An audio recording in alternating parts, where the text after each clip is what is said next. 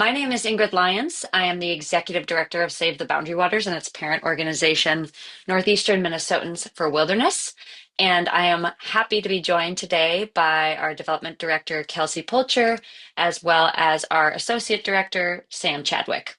So obviously we're all here today because we love the Boundary Waters, and not many people get to see the Boundary Waters from above. But I think that this is a really perfectly emblematic image of what we're trying to protect. It really demonstrates how much deeply interconnected freshwater there is in this area, how robust the boreal forest is, and then it just stretches on and on into the horizon. We're really working to protect a huge, huge ecosystem that at its core is fragile and really runs on freshwater.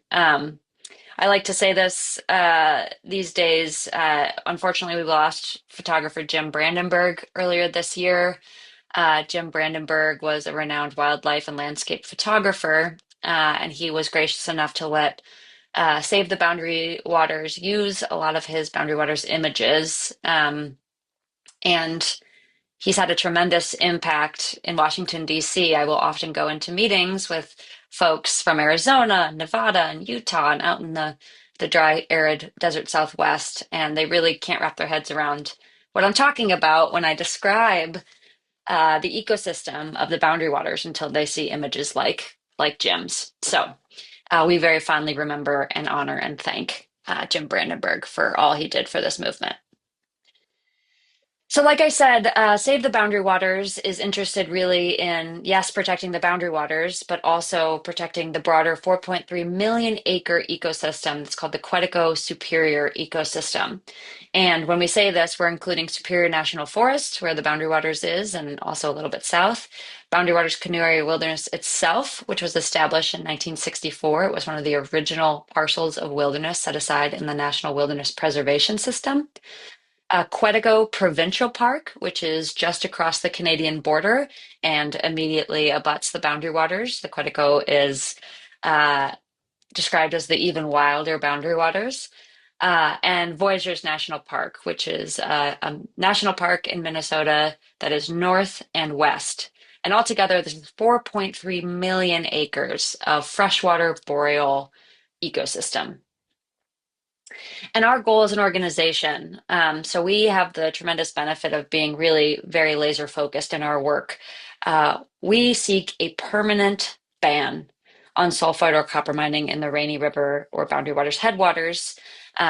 These headwaters, like I said, they really feed into not just the Boundary Waters, but they feed into Canada, into Voyageurs, and eventually all the way to Hudson Bay. And we'll talk a little bit about some pollution mapping that we have done, but really it's bigger than just saving the Boundary Waters. It's about saving this entire watershed. A little bit of background on our organization. Protecting protecting an entire watershed, protecting 4.3 million acres, protecting an area that is a complex patchwork of state, private, and federal lands really requires a lot of different approaches. So we are very involved in litigation. We have both a federal case and a state case pending as we speak. We also have a water quality sampling program, which is really on the ground conservation science in the watershed of the Boundary Waters to understand the baseline water quality of the area in which the mine is proposed. And that program actually extends beyond water. We're also looking at some acoustic modeling and we look at fish tissue. So we have a conservation science program that is growing, honestly, it feels day by day, lots of things to study. We at our core are a coalition. So we are a coalition of over 400 businesses and organizations because together we are stronger and we really benefit from the diverse perspectives that come from organizations that are both national or hyper-local. So really at our core, we're a coalition. And that's what Save the Boundary Waters is a coalition. And it's run by the lead organization of that coalition, which is Northeastern Minnesotans for Wilderness. And we're involved in a lot of political advocacy. So we are in St. Paul, which is the capital city in Minnesota, advocating with the state legislature. And Sam Chadwick will talk a little bit more about what's going on with our state level work and how folks who live in Minnesota can get involved in that work. But we're also in Washington, D.C. We've been going to Washington, D.C. on a near monthly basis since the effort began in 2014 or so. Um, and obviously, there are times when we go more. So this year has been a particularly busy year in Washington. But like I said, we have to be at all levels of government because on this issue, on this watershed, it really spans state, local, and federal legislation and legislative solutions. And finally, engagement and awareness. I mean, all of you, we're so happy that you're here today. We are so blessed to have so many incredible supporters and really strong, avid advocates for the Boundary Waters Canoe Area Wilderness and for public lands in general. I mean, we've seen a lot going on with our public lands, a lot of threats to our public lands this year. And so I will be talking a little bit more about what's especially been going on the federal level. So, like I mentioned, we are a coalition. Some core partners, Sportsmen for the Boundary Waters, but many, many others. And we also have a program called Kids for the Boundary Waters. So, this is my pitch for kids. We've taken hundreds of youth to Washington, D.C. to teach them how to lobby on behalf of the Boundary Waters and to advocate for places that they care about. So, if you know a youth, 15 to 22, who'd be interested in being part of our Kids for the Boundary Waters program, we typically take about 30 to 40 kids to DC at a time, as well as organize events for them in the St. Paul Capitol if they are local to the area. So please feel free to reach out to info@savetheboundarywaters.org if you know somebody who might be interested in such a thing. Um, So what we work on specifically, like I said, sulfide ore copper mining. And sulfide ore copper mining is uniquely risky. The nature of the ore in which the copper resides is very, very toxic. The Environmental Protection Agency called this industry, this type of mining, America's most toxic industry. And so fundamentally, we believe that this is the wrong place, America's most visited wilderness, for America's most toxic industry. And it's not just the Superior National Forest, the Boundary Waters, the Quetico, and Voyageurs, although that's already a long list, but we're also talking about some really important treaties that we need to honor and that pollution would be significantly hampering. So the 1854 Treaty, the 1854 Treaty area encompasses most of the Arrowhead, and I'll show that on a map here in just a moment. But basically, it provides tribes locally, Bois Forte, Fond du Lac, and Grand Portage to be specific, the right to hunt, fish, and gather. So they maintain those rights on lands within that treaty area, which is vast. And obviously, if we're talking about some of the most toxic pollution that you can have from an industry, in this case, it's something called acid mine drainage, which is kind of akin to battery acid. And I'll explain that in a little bit here. Um, Fundamentally, that is extremely problematic, not only for, plant life in general and animal life in general, but specifically wild rice crop. Wild rice is a sacred cultural plant and food for the Ojibwe people. And fish, obviously, mercury in fish tissue is a huge problem. And so we have a lot of concerns about what the pollution impacts would be. In terms of our ability to uphold these treaty rights, which we are obligated to. So it's also an environmental justice issue. And there is also an international treaty with Canada. One of the most common questions we get in these types of presentations is, what about Canada? So if you want a little bit more information, we do have a blog, quite literally titled, What About Canada? But there is a 1909 treaty that basically says, I won't pollute yours if you don't pollute mine. So we do have a commitment to our Canadian neighbors to the north not to pollute their waters. This is just getting a little bit more specific about the proposed project. So, a company called Twin Metals Minnesota, which is owned and operated by a foreign mining conglomerate called Antofagasta, it's actually a Chilean mining conglomerate, is looking to develop a four deposit mine immediately south of the Boundary Waters, a little bit south and east from Ely. This may be a familiar sight to you. I know that the South Quishwe River is a very popular entry point, but the water that's coming in from the top of the image is flowing south. That's the South Quishwe River. And then the water that's just sort of across the image in front of you is Birch Lake. So the water will turn and go back up into the wilderness. It's important to note that this is ground zero for the proposed mine. This is also the location of hundreds and hundreds of homes, many businesses, resorts, outfitting companies, some multi-generation owned, some brand new. Um, Voyager Outward Bound School is located on the South Quishwe River as well. So there's a lot of stuff here, a lot of pre-existing stuff. And the biggest deposit that Twin Metals seeks to develop would be right where that circle is. And so, needless to say, we have tremendous concerns about the location of this proposed copper mine. This is the path of pollution that I was mentioning earlier. So, the bright red on your screen. And I used this yesterday to some success. So I'm gonna try it again.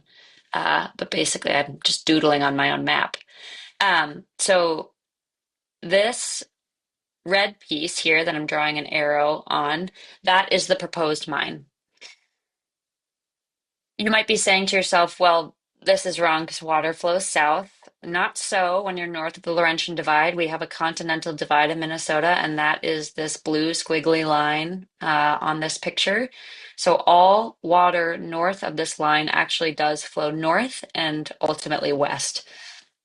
The multiple areas that I described as being at threat or at risk from this type of mining are shown here: the Boundary Waters Canoe Area Wilderness, Quetico Provincial Park, Voyageurs National Park, and Superior National Forest.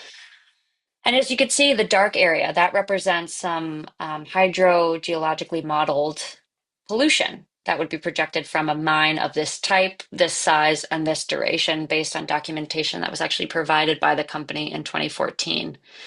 So this was the most direct that a path of pollution would be, but as you saw in that image, and as you likely know from spending time in this wonderful place, the water is extremely interconnected. And what's more is that the groundwater is extremely hard to trace, track, and map in this area due to the glacial formations that really shaped this land. There are some very, very deep schisms that make it very hard to trace water. And so if pollution gets into that water and then disappears into the groundwater, it's going to be extremely hard to mitigate or prevent pollution. And of course, there's the Wilderness Act. You know, the Wilderness Act bars use of motorized vehicles, of motorized equipment.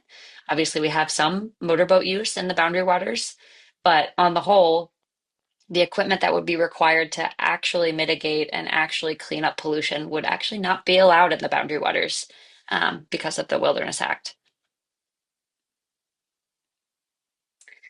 And so, with a little bit of just like even ground setting, I know that was probably quite duplicative for a lot of you. Maybe you know this stuff already, maybe you don't, but I think it's always really helpful to make sure we're all on the same page.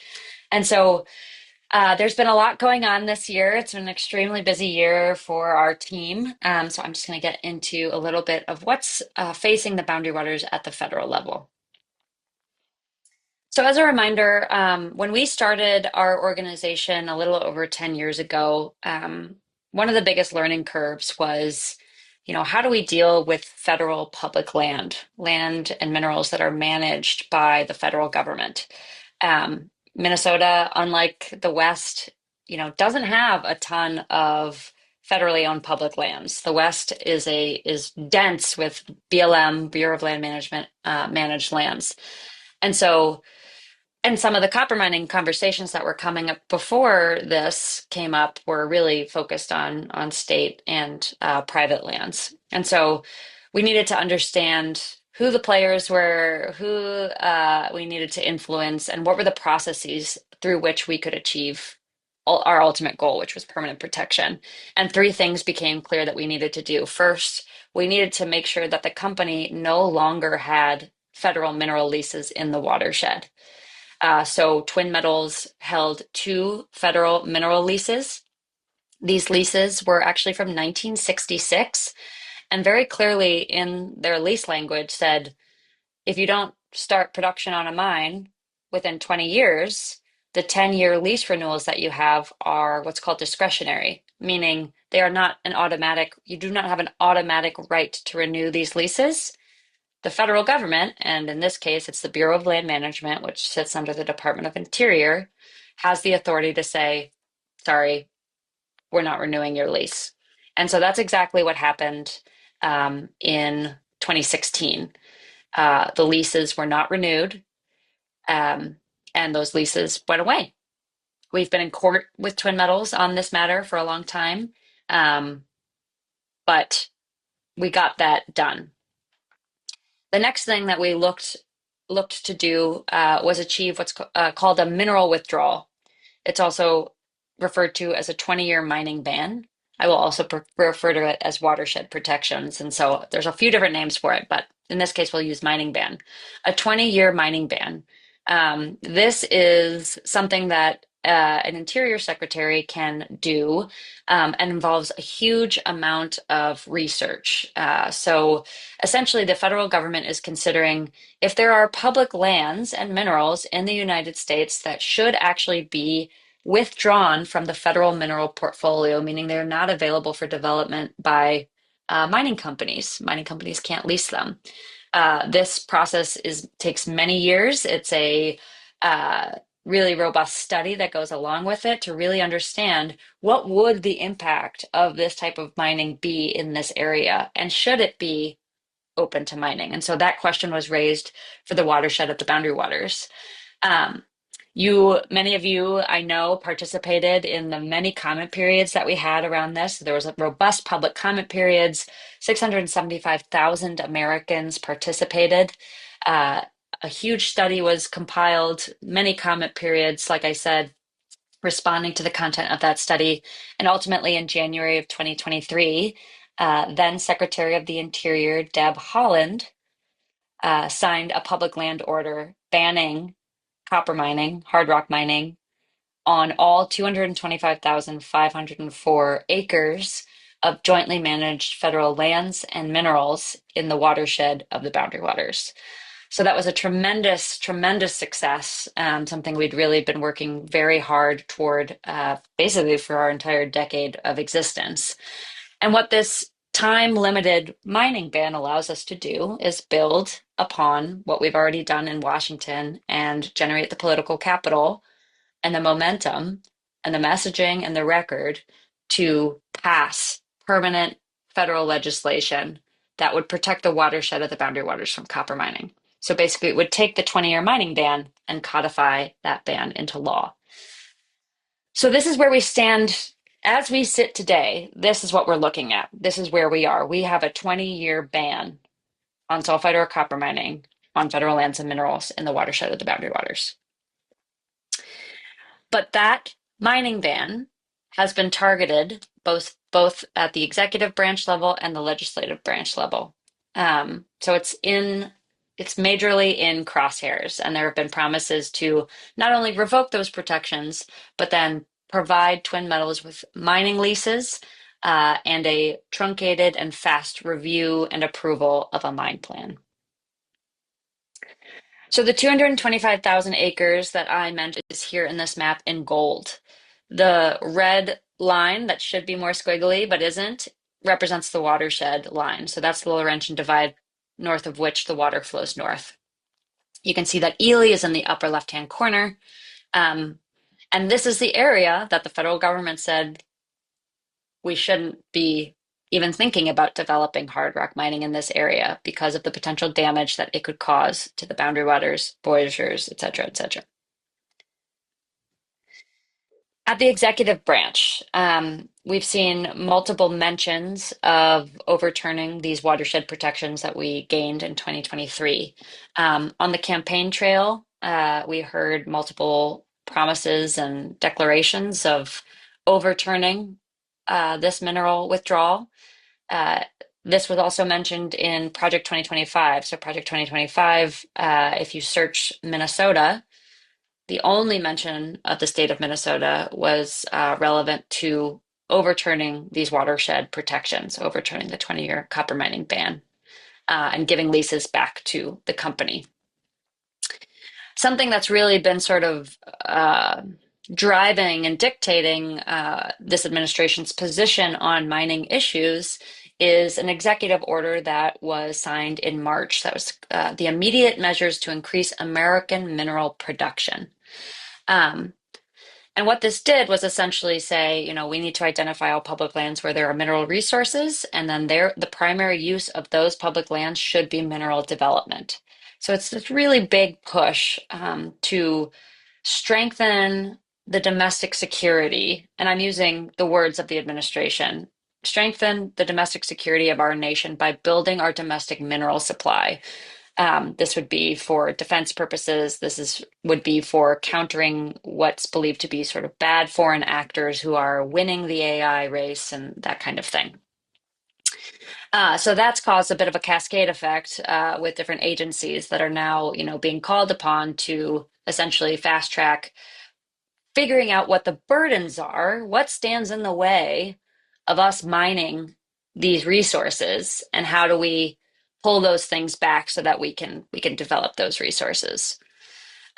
So we're seeing that, for example, with Chaco Canyon.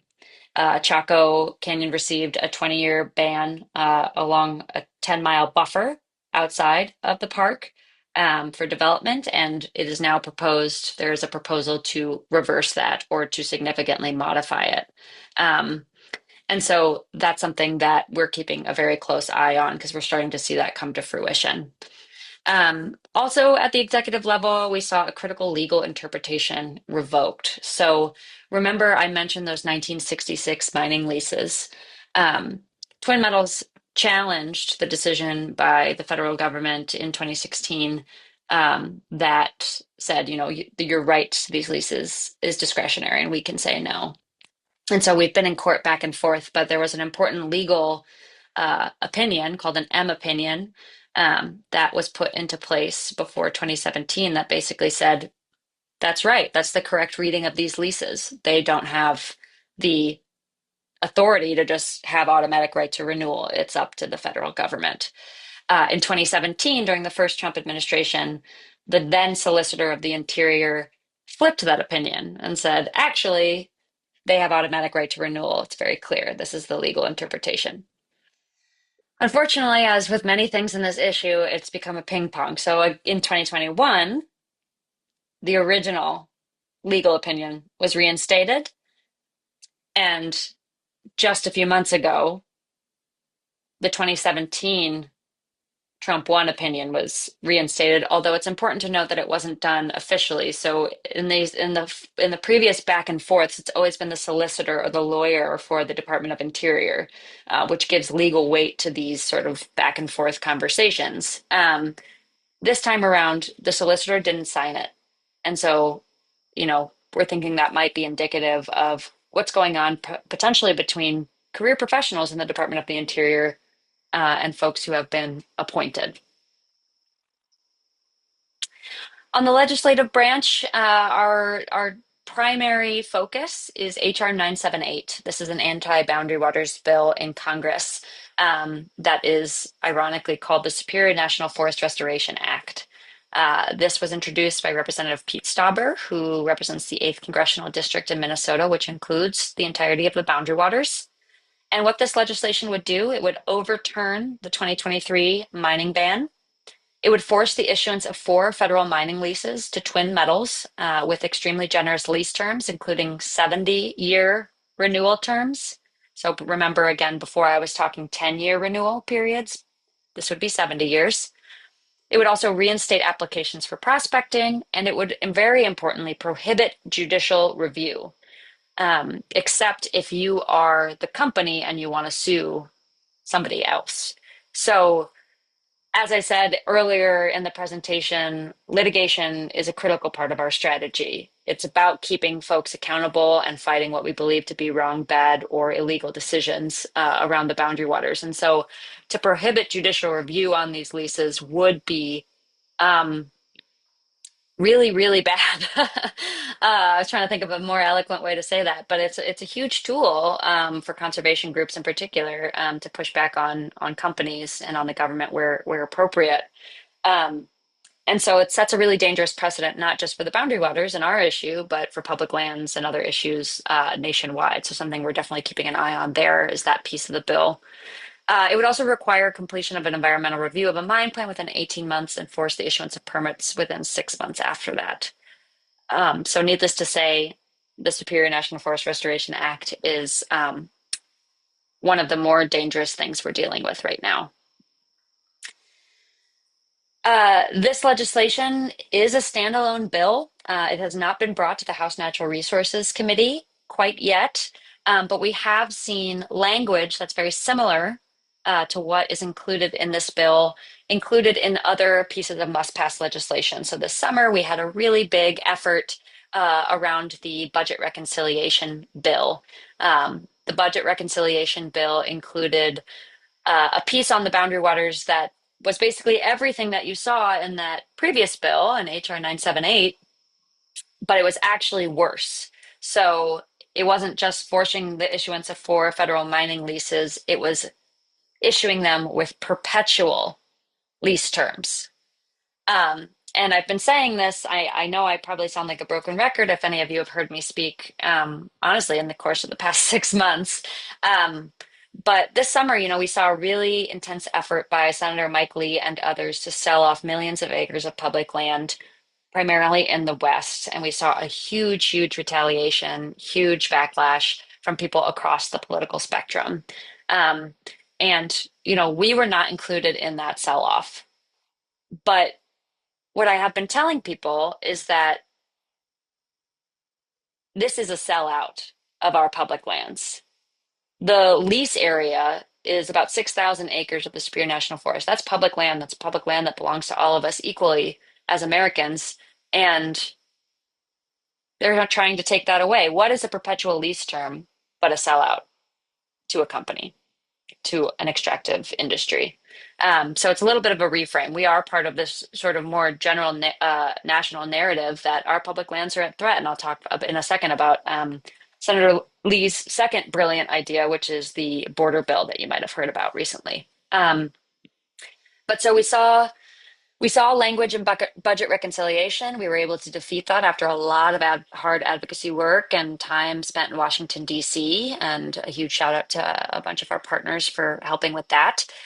There is bad boundary waters language in appropriations. So we have challenges yet in front of us. And there is also a provision in the National Defense Authorization Act that would force the completion of a study that basically would advance, this sort of it's language like, this person has to complete a study and then have steps to execute on the findings of of that study by this amount of time. So it sort of forces these truncated reviews of, okay, in this case, I believe it's, where are the minerals that we need to develop for national defense, and how do we do it? And you have to have this report to me 30 days after this bill passes or whatever it might be. So we're keeping an eye on legislation like that as well, and anticipate a really, really busy end of our year. It's not all, doom and gloom out there in DC. We do have pro Boundary Waters bills in Congress. So there's the Boundary Waters Wilderness Permanent Protection Act, which, for the first time in a very, very long time, we have a protective boundary waters bill that's being held in both chambers. So Senator Tina Smith introduced 1366, and Representative Betty McCollum introduced HR 588. And this is, I think, the fourth time that Representative McCollum has championed and carried this bill. We are so grateful to her. She is a fabulous champion. And we're really happy to have Senator Tina Smith as our Senate champion. She's been carrying this bill this year, and we're really, really thrilled about it. And basically, like I said, this is the bill that was on that timeline. This is the bill that would codify the 20-year protections that we still have, but that are threatened, into law. Finally, on the federal side, I'll address, this spicy new bill from Senator Mike Lee out of Utah, notably not at the border. It's called the Borderlands Conservation Act, and there are a lot of organizations that are working on this. I think I saw Kevin from Wilderness Watch is on the webinar today, so I wanted to shout them out. A lot of folks are really, really concerned about this bill because essentially it says that within 100 miles of the northern or southern border, federal lands and federal land management that sort of jurisdiction would be given to the Department of Homeland Security to determine what basically needs to happen to control illegal immigration at either border. So immigration control is sort of the this is what this bill is about piece. The narrative is our public lands are being destroyed by illegal immigration due to the weak immigration policies we've had before this. And so we must control the area within 100 miles of the border, including and especially in places like the boundary waters or wilderness areas. So in this case, this bill would actually amend a section of the Wilderness Act to allow DHS to basically determine, hey, actually, we need an access road, we need a watchtower, we need agents, we need a helicopter pad, and we need, a facility to hold people, and that needs to actually be on Basswood. And that would be allowable under this modification of the Wilderness Act. So it's a tremendous threat to wilderness specifically, but also to other public lands. And 100 miles, just, this map, I think, was very helpful for me because I was like, where is 100 miles from the Canadian border here? It's a huge swath of the state. It's about a third of Montana. So when we're talking about scale, it's really quite a far-reaching bill. And so we're very concerned about this. We're tracking it. We are, generating messages to Congress. So if you are interested, we will put in the chat. We will put a link where you can take action and demand that your members of Congress oppose the Borderlands Conservation Act whenever it might come up. And with that, I'm going to hand it over to Sam. Oopsies. Well, that's not Sam's name. That's Amanda's name. Amanda did the presentation yesterday, but today we're lucky to have Sam Chadwick, our Associate Director, who's going to give us an update on state level happenings. Yes, thank you. And I would have just put some pictures of my kids with me in the Boundary Waters here. But good to see Amanda here. She manages all of our work at the state legislature. So we even got some photos of her testifying here, which is one important function we do. The Minnesota legislature session starts in February this year. So it typically runs winter and spring in Minnesota. And I want to go through a little bit of the importance of state legislation, our state agencies. But it's good context, even if you are someone listening in and you're not in Minnesota. And then we're going to tell you some ways you can take action if you're in Minnesota, or if you're not in Minnesota, still very important. And we also want to answer your questions at the end as well. So if you haven't already and you have a question, you can start putting it in the Q&A function. So we'll get ready to answer those when I go through a couple of updates too. I think you can go to the next slide. So because Ingrid just talked about a lot of the threats we're facing to Boundary Waters protections that currently exist at the federal level, I want to make the point that it's such an important time for Minnesota to provide that backstop and make sure that a mine is not approved, and permitted and built on the edge of the Boundary Waters over the next number of years. We work a lot at the Capitol and also just in communities and the legislative districts around the state, so that we ourselves as an organization are engaging at the Capitol and in the hearings, as you saw, and also that we're providing information to constituents and voters and you folks in your communities to talk to your state representatives, be involved, and make sure this is an issue that anyone who's running for office or is in office knows is important to Minnesotans. You can go to the next slide. So there's a couple ways Minnesota acts as a backstop, because mining projects like this, even those with federal leases, if they were to get those returned, even though they might take place on federal lands or a combination of federal, state, private lands, mining projects must go through Minnesota's permitting and environmental review process. And a project in Minnesota would have to secure a state permit to mine in order to move forward. So, this is good news. Minnesota has a really strong role to play if and when Twin Metals and Antofagasta gets their federal leases back if they submit a mine plan and start that process. When a company submits a mine plan, the state can also decide to conduct its own independent environmental review or do a joint one with federal agencies. And the last time that Twin Metals submitted a mine plan was during the first Trump administration. Minnesota, as a state, chose to do its own independent review, making sure, to have a more rigorous look that they weren't confident the federal agencies would do at the time.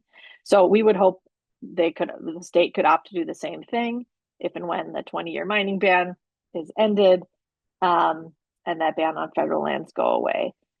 So it's important, yeah, Minnesota's process can be more thorough, more rigorous, include, input from the state and our agencies here. And we know federal reviews are being weakened and rushed in various ways, some of which Ingrid covered. So we'd want to see a more careful evaluation and an analysis of where could Minnesota stop this problematic proposal from going forward. And then you can go to the next slide.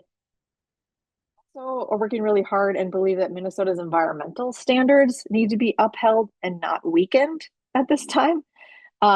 Unfortunately, we are actively seeing attempts to roll back and gut regulations in our state that come up at the state legislature. So I'll go over a few examples that we fought against at the state capitol during our work last session.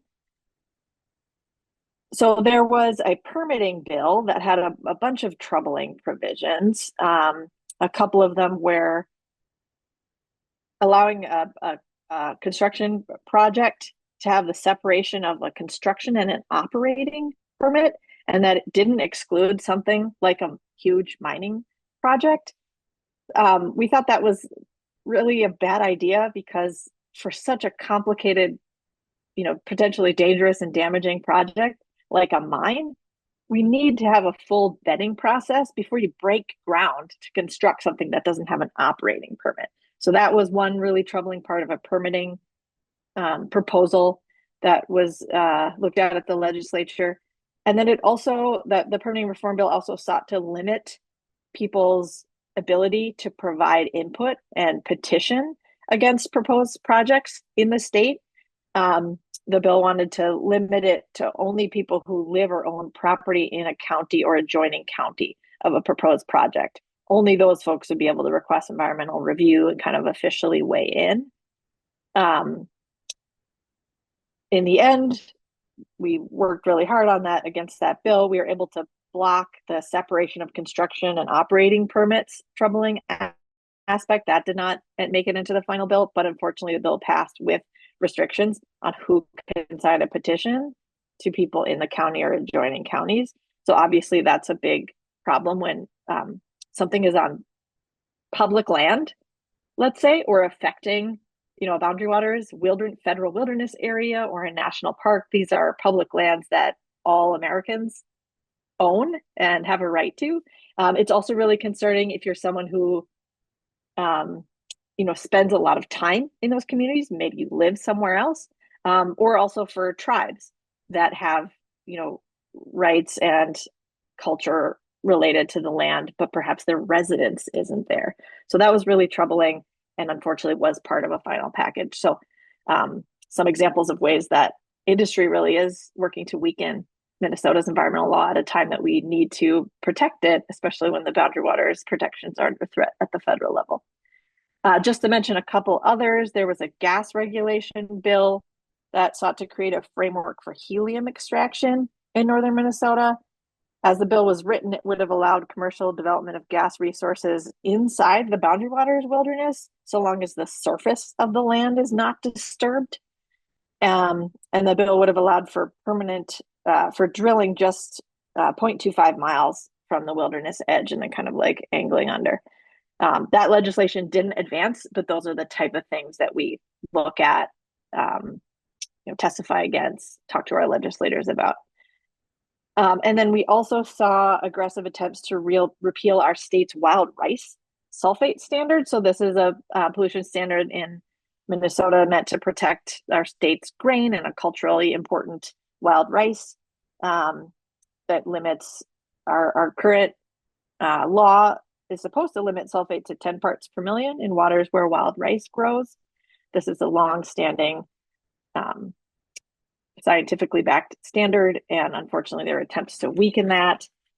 We expect that to come up again when the next session starts in February, so something we're going to be looking at. Next slide. Stepping a little bit away from the legislature then for a moment, but I'll go back there in just a second. You might have seen the news just last week, I believe. The Twin Metals Mining Company and their subsidiaries recently submitted an exploratory drilling proposal to our state's Department of Natural Resources. And it focuses on exploring state-owned lands, including areas around and even directly on the shores of Birch Lake, which you know about all about Birch Lake. The proposal shown here on the map includes 19 potential drill sites, and it's all tied to their interest in a deposit underneath Birch Lake, one of those 4 deposits around the lake next to the wilderness border that Ingrid mentioned. They have done this type of exploratory drilling before, and we continue to be really concerned. But this is a proposal that further highlights this troubling gap we have in our current protections. Even while copper mining is still at the moment banned on federal lands in the headwaters of the Boundary Waters under that 2023 public land order, our state lands, as you can see, remain unprotected. As long as we have that gap, the company can continue to pursue mining activities that threaten the Boundary Waters. In this case, by focusing on state lands where that could still be allowed. Next slide. So, speaking of state protections needed, one of our biggest efforts is to build support, sign on co-sponsors, and work to pass a bill in our state legislature in Minnesota that would kind of complement what we're trying to do at the federal level to ban copper mining in the headwaters of the Boundary Waters by amending our state's Boundary Waters Wilderness bill or law. So you can see the senators we have here growing support for this bill. We have not been able to pass it yet, but every session we, like I said, sign on more co-sponsors, educate more legislators. Realistically, the margins, not only between the parties, but between people who want to protect the Boundary Waters permanently in either party. In Minnesota, the margins are always pretty close. So we have a good chance. We just need to keep building support and making sure we have a bipartisan effort to eventually pass this bill. I think you can go to the next slide. This map is just showing the couple of different colors that you can see in the area south of the Boundary Waters. Just shows how there's state, private land, federal land, and it just shows that there is quite a bit of land that we need to take action on the state level to protect because they aren't and wouldn't be covered by a ban on mining on federal public lands around the Boundary Waters. So that's why our state work is so necessary as well. Next slide. So very important. If you're not in Minnesota, please also take action. Everything that Ingrid talked about are things we need you to reach out to your U.S. both senators and representative about in your state. And then if you're in Minnesota, this is a really important time to use our form, where there's a link to it right here, to send a message. It'll populate based on your address to find out who your state representative and state senator are. That's good for you to know, and they're people you can probably find in your community. See if they're holding a coffee hour and go talk to them in person. But use this to take action. We also would say if you want to come to an event, we have been handwriting letters at events all over the state that we're going to deliver in person when the session starts. And you can also write to your newspaper. So that's a great way to not only have your elected officials see what you care about because they're reading local papers, but to spread the word to other people who might love the outdoors and the Boundary Waters, but not know that all of this is going on. So for any of that, if you have questions about where does so-and-so stand or how to do this, you can email me, Sam, at savetheboundarywaters.org, and either I or one of our other organizing staff will help you figure out how to write a letter to your paper, how to get in touch with your state lawmakers. But we really encourage that, and do use this link to find actions you can really easily take on our website.